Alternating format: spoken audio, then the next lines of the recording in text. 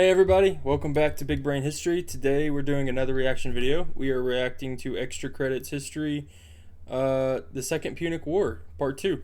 Part 1 was really interesting, but it was just focused on the First Punic War. This one's talking more about the Second Punic War, which is the best one in my opinion. So let's get into it. Welcome back. Let's have some more Roman history, shall we? When we left off last time, Hamilcar's son Hannibal controlled a powerful army expanding the Carthaginian territory in the Iberian Peninsula. Today we begin the Second Punic War itself. Hannibal's campaign in Iberia was slowly taking his army ever northward. Eventually, his territory expanded. Now, if you remember Saguntum, I think he mentioned this in the first part. The Second Punic War is really going to start over. It's going to be centered on this city right here, Saguntum. Dangerously near to the Ebro River, which the previous Carthaginian ruler in Spain had established as the border where Carthaginian influence ended and Roman influence began. Obviously, the Romans were not fans of this development, but here's where it gets murky. To this day, historians can't agree on which river the Ebro River referred to in the treaty actually is, which makes interpreting what happens next simply a matter of deciding who you believe. You see, there was a Greek colony in northern Spain called Saguntum. It was a prosperous trading city, and they had recently signed a treaty with Rome. The Romans claimed that, according to the Ebro River Treaty, this city was sacrosanct and under their protection. But Hannibal claimed it was on the wrong side of the river, and therefore part of his territory. Yeah, so this is going to be a problem if you're going to have two massive empires, and war should be avoided between the two, because whenever they fight, 1 million people die. Yeah, you should really make sure that it's clear in the treaties what river you're talking about. But really, I mean, both sides were okay with fighting each other because Rome is always looking to expand their borders and Hannibal wants revenge. The year is 219 BC. Hannibal is 26 years old, and he remembers the oath his father made him take: never be a friend to Rome. So he attacks, laying siege to the city, rebuking the Roman embassies that come to him for all the wrongs Rome has done Carthage. For 8 months, the Saguntines hold out, all the while pleading to Rome for help, begging their ally to come save them from what, without aid, is their certain doom. But Rome sent no troops. They had recently become embroiled in a war in Illyria, the Balkan region north of Greece, so never sent the aid the Saguntines were counting on, figuring that Saguntum could hold out on its own until their own Balkan war was done. That's kind of crazy that they thought that they could hold out against the Carthaginians. The Romans had just fought a massive war with the Carthaginians years before this. They know Carthage is powerful. I think it's kind of ridiculous to expect that they could hold out against Hannibal and his army. But Hannibal's forces were too much for them. At long last, with the Saguntum population starving and the defenders falling back from outer wall to inner wall to the citadel of the city itself, Hannibal emerged victorious, and his army pillaged the city, selling into slavery everybody they didn't kill. Now, this is the point where Rome might have been able to prevent the Second Punic War, might have nipped it in the bud, but by not acting on their treaty and not rescuing their ally, they brought 20 years of unimaginable war upon the Mediterranean. When Saguntum fell, Rome sent an emissary to Carthage to offer them a choice: surrender Hannibal to Rome or face war. The emissary stood before the Carthaginian Senate, surrounded by all the great men of Carthage, and said to them, "I hold before you both peace and war." The leader of the Senate spat back, "Choose what you will." The envoy replied, "I choose war," and the entire chamber exploded with shouts of, "We accept it." That is such a cool scene. Like, I said this in my last video. How is there not a movie about this yet? Like, it's begging to. It's written itself. It's begging to be made. The envoy goes up to him and says, "Do you want war or peace?" And the envoy says, "I want war." I'm like, that's incredible. I don't know why there's not a movie about that yet. And now it's on. Hannibal's off the leash. The Second Punic War has begun. The Romans begin to prepare for war. They send an army down to Sicily with one of their consuls to get ready for an invasion of Carthage in North Africa, and they send their other consul off with an army to invade Iberia and capture Carthaginian holdings there, leaving a small force of recruits to make sure that the Gauls in northern Italy don't take this as an opportunity. So this is interesting. With the Romans sending a force to take Carthage, you would think that Hannibal would go and try to defend Carthage, because if you lose your capital city, it's all over. I mean, you don't want to lose Carthage. But Hannibal's going to do what's the least expected thing to do, and he's going to march his army north, and he's going to go through France and then down through the Alps, which is crazy, especially with elephants. Ready to cause mischief while the bulk of the military is away. And now is probably a good time to take a moment to talk a little bit about Roman politics, because it's going to become very important in a second. You see, in Rome, each year they would elect 2 consuls to be the heads of state. And they only last 1 would year. Function more or less like the U.S. president, except that they each had veto power over the other. Okay, it's interesting. They did this for a very long time, but they had a new consul every single year. So you had a new president every year, but not just one. He had 2, and they always argued with each other.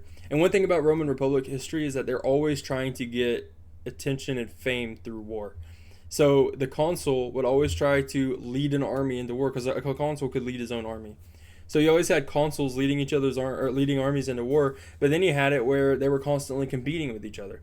You even had it in history where two Roman consuls would be the head of one army, and to make it work, they would just switch who was leading the army every single day, which is just insanity. I believe it was every single day.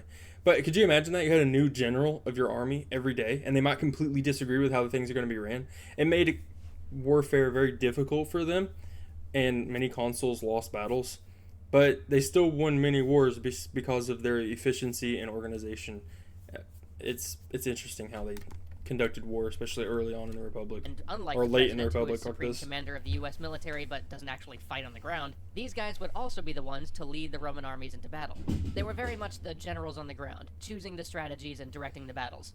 Of course, they weren't amateurs in this. You had to have 10 years of military service to even be eligible for the lowest political office in Rome. Nonetheless, we're going to see how politics affect this war. Yeah, that's important to mention.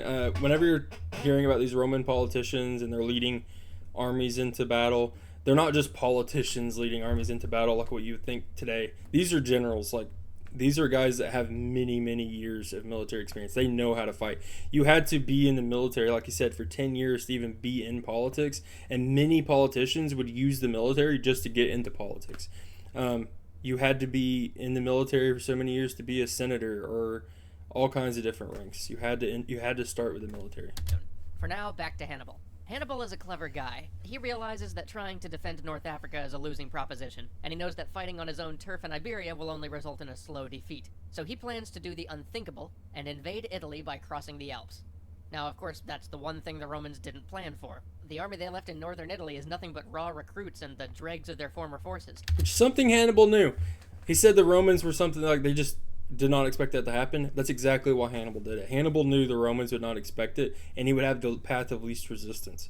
By the time the Romans realize what's happening, they have to quickly mobilize their forces, which means they got to bring forces away from their invasion of Carthage and Spain, and then go and fight Hannibal. And they have to do it really quickly, and they got to march a lot, which means their soldiers are tired. They're probably not as fed as well. All of this is going to work out for Hannibal, but the reason they didn't expect it is because the Alps are super dangerous. Like, they're really high up in the air. It's just very dangerous terrain to be marching an army, and you have to be insane to do it. But Hannibal's kind of a madman. All of their real And he does lose a lot of soldiers soldiers along the way. to prepare for an African invasion, or He making loses the most trek of his across what elephants. is now France to invade Spain. And that's where the first skirmish of the war happens. That Spain invasion force runs into Hannibal as he's making his way to the Alps, and their scouts clash. A few hundred cavalry from each side run into each other unexpectedly and come to blows. The Roman scouts manage to push back the Carthaginians. It's nothing decisive. The important thing is that they live to report this news back to their commander, Publius Cornelius Scipio. You're going to want to remember that name, Scipio. You know how Scipio on becomes the a very Carthaginian famous side you name. have the sons of the great general Hamilcar from the last war, fighting together on a blood oath they swore to their father to avenge the shame Carthage suffered at the hands of the Romans? Well, this guy is their Roman equivalent. This Scipio we just met will eventually die on the field, slain by Hannibal's armies, but his son will later crush Hannibal and turn the tide of the war, and his great-grandson will go on to sack Carthage and wipe them out forever, 70 years after the story we're telling. That's so cool. I love that. Like, so you have Hannibal, who's got a blood oath to his father that he'll be an enemy of Rome.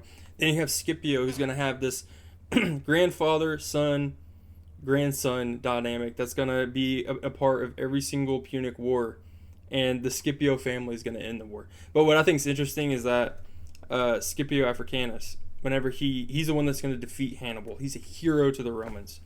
But when he dies, he's so upset about how the Romans treated him that when he dies, he requests that he be buried outside of Rome, and on his tomb, it's going to say, "Ungrateful fatherland, you shall not even have my bones," which is just, I love it. It's so fascinating. It's part of what makes the Second Punic War so epic. Blood oaths and vengeance, rivalry from two great houses, a war passed down from father to son, two bloodlines vying for the fate of the world. It's awesome. And this battle is their first meeting where the whole rivalry begins. Scipio, now aware of Hannibal's invasion force, tries to give chase, but Hannibal manages to slip away. Without the resources or the logistics in place to do otherwise, Scipio makes the fateful decision to have his army press on toward Spain as planned, while he himself speeds back with all haste to rally the forces in northern Italy.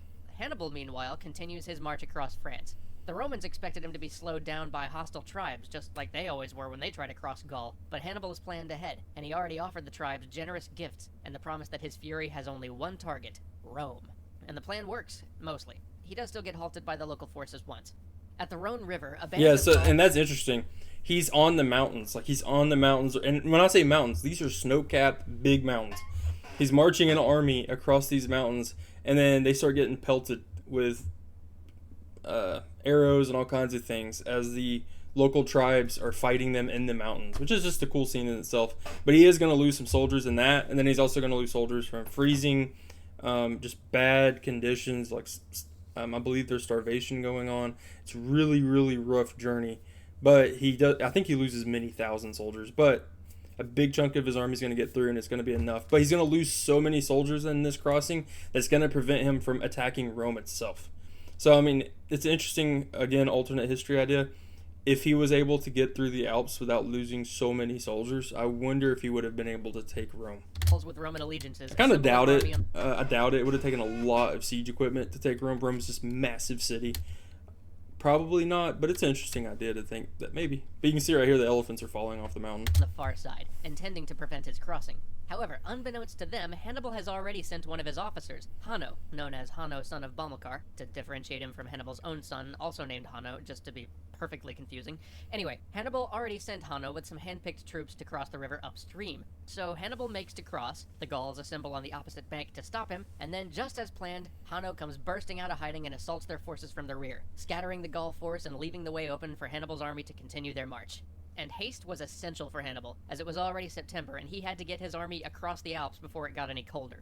Even at this pace, the conditions they faced in the Alps were brutal. There is a reason why this march is one of the most famous events in military history, and why its audacity caught the Romans entirely by surprise. And don't quote me on this, but if I remember correctly, it's been a while since I've researched this.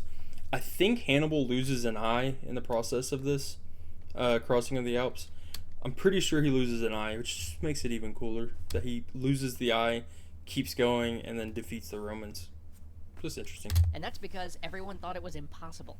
There was no way you could march an army through the treacherous peaks of the Alps in the beginning of winter. Yeah, I mean, look at that. It could not be done. It's not just one guy. He's marching thousands of soldiers through that. He dismissed the less reliable members of his army at the foot of the Alps and began his ascent.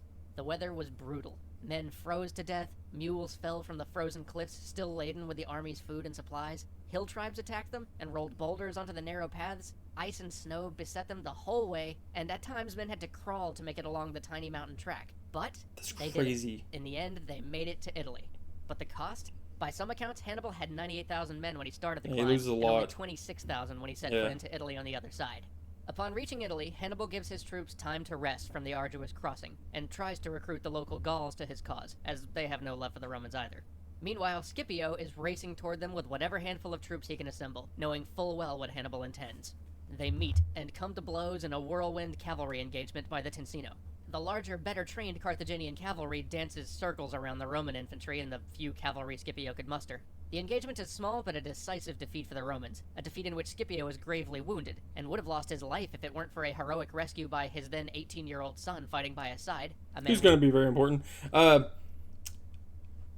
Thinking about this shows you how brilliant Hannibal was, because not only did he march his army through the Alps, which you just saw pictures of the Alps, it is incredible that he was able to get through that, but he lost nearly all of his army. He had 20,000 men left, which is a decent sized army, but back during this period the Romans could muster a much larger army, and he's still going to just wreck the Romans in Italy. He's going to defeat army after army after army, and every time he does it he's going to lose soldiers, and they're exhausted, they've been through hell, and he's still just going to defeat the Romans. It's later known wild. as Scipio Africanus. So Scipio withdraws to recover and regroup. This skirmish may not have been a major victory for the Carthaginians, but it's an enormous boost to their morale after such a grueling journey, and the local Gauls, upon hearing of the battle, start to think Hannibal's army might have a chance, and they begin defecting en masse. Now Rome is worried. No, that's going to help Hannibal. So Sempronius Longus, he may be losing Carthaginians and his army, but he's going to be getting allies as he's going south, because these people hate the Romans. These Roman cities that are in the north, they're not Roman. They've been conquered by the Romans. Rome is one city. Every other city in Italy was conquered by the Romans.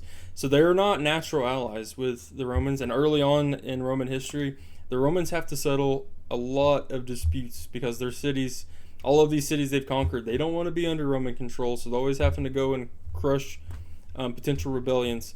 So when Hannibal comes through with an army and finally defeats a Roman army in the field, it's going to show the northern Italian cities that, hey, maybe we can actually defeat the Romans with this guy's help. But one thing that's interesting is he was talking about Scipio, the 18-year-old son of Scipio. He's 18 years old, and he's fighting Hannibal. Throughout this war, as he's growing, he's going to learn Carthaginian tactics. He's going to learn how Carthage likes to fight, and it's going to help him in the future. Is recalled from Sicily, and he and his legions start marching north to join Scipio's battered command. When he arrives, Sempronius immediately starts pressing for an attack, but Scipio, having already seen Hannibal's army in action, cautions against it. Sempronius is eager, though, hot-headed and looking to brawl. He believes Scipio's caution is born of his wounds, and thinks him cowardly to not attempt to drive this invader from Roman soil. Scipio advises they use winter for training. As you'll remember, the men left in northern Italy were raw recruits, or the remnants of a previously defeated army. But here's where the Roman politics comes in. The next year's elections are drawing near, and Sempronius wants a glorious victory for his faction and his family before this term's done. He is not going to be denied this opportunity. Now, while each Roman consul... And as you can see why this is causing problems. They're only consular for 1 year, and they want a victory so bad. So they're going to rush into battles that they are just not ready for. Actually the supreme commander of his army. When two consuls are together, they alternate days for who is in charge of the whole thing. See, as I said Hannibal earlier... knows this, and he also knows about Sempronius' temperament, which he uses to bait a trap. See, that's brilliant. Hannibal knows his enemy. That's so important with war. Know your enemy. He's going to know the two consuls of this army, and he's going to know what day that consul is going to be leading the army. So all he's got to do is pick the day, and he's going to have the general that he wants to fight against, and then he can beat him. It's brilliant. Early one morning, after but the Romans are kind of making it with easy. 2,000 hand-picked men to hide behind a small hill, Hannibal sends out a detachment of cavalry to harass the Roman army, who are camped just across the river Trebia. It's the winter solstice, one of the coldest days of the year. Sleet is pouring down, and the sun's just barely beginning to rise when this detachment is spotted. Sempronius orders the chase, and his men leap out of bed, throwing on their armor, and prepare to engage. The Carthaginian cavalry retreats across the river, and Sempronius gives chase. He orders his men to wade across the water. The men drag themselves to the other side in full armor, sometimes up to their necks in the freezing water. Once across, it's clear that Hannibal's willing to meet them in battle, so the troops are ordered to form up. Think about how long it would take to get 50,000 men organized and in formation with nothing but shouting and some flags. It takes hours. So here the men are, standing in the sleet, soaked from head to toe with frigid water, roused before dawn and launched into a chase without even time for a meal. It's probably been half a day since any of them have eaten. Meanwhile, Hannibal let his men sleep in and had them around big roaring fires eating a hearty meal before forming up. Now, to add to that, put yourself in the Romans' shoes for a moment. Imagine you're a provincial Roman farmer. The most you've seen of the world is maybe the length of Italy if you're really well-traveled. Now, imagine that through the sleet and the mist, you see a great gray lumbering bulk begin to emerge. Imagine you see this creature 2.5 times as tall as you, at least a chariot length long. Yeah, that's important. When you're learning about this now, you the viewer, when you're watching this, you know what an elephant is. You see him in the zoos all the time. You can watch them on YouTube or whatever. You are very familiar with an elephant. Put yourself in the mind and the shoes of one of these Roman soldiers. You have never been outside of Italy. There's no way for you to know what's out there. Romans didn't even know how big the world was. They didn't know what kind of animals out there. They thought mystical creatures could be out in the world. They didn't know. There might be sea monsters. When you see an elephant on the battlefield, that is a monster.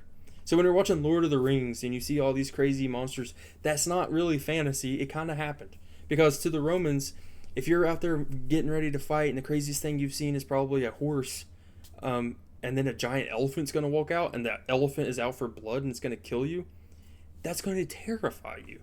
And then you see an elephant and then Hannibal's using him in his army. It makes you wonder, what else does this man have? What else are we going to fight?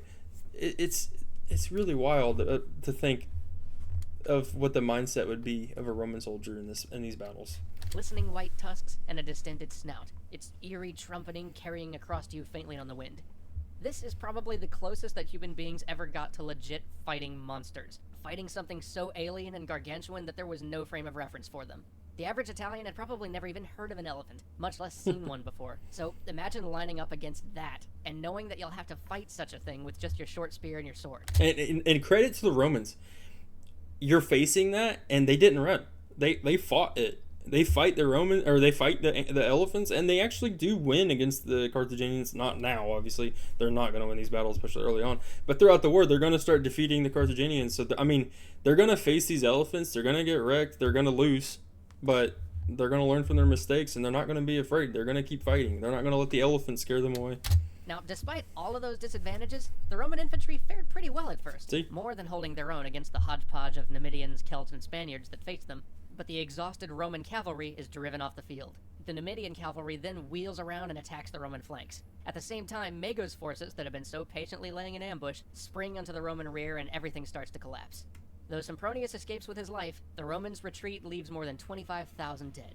For the first time, the Romans see this is going to be no easy war. Join us next time for the continuation of the Second Punic War. Thanks for watching. Yeah, okay. Great video. This war is just fascinating. I think Battle of Cannae is probably going to be in the second battle, or the second video. They just said that they lost, 25,000 soldiers. That's going to be nothing to what the Romans are going to lose to Hannibal. Hannibal is going to butcher these Roman armies. Yeah, I can't wait to watch the next video. I hope you found it interesting. I hope you learned something. I certainly did about some things. Great video. If you liked the video, just leave a like and subscribe, and I will watch the next part as soon as I can. But I hope you all have a great day, and thanks for watching.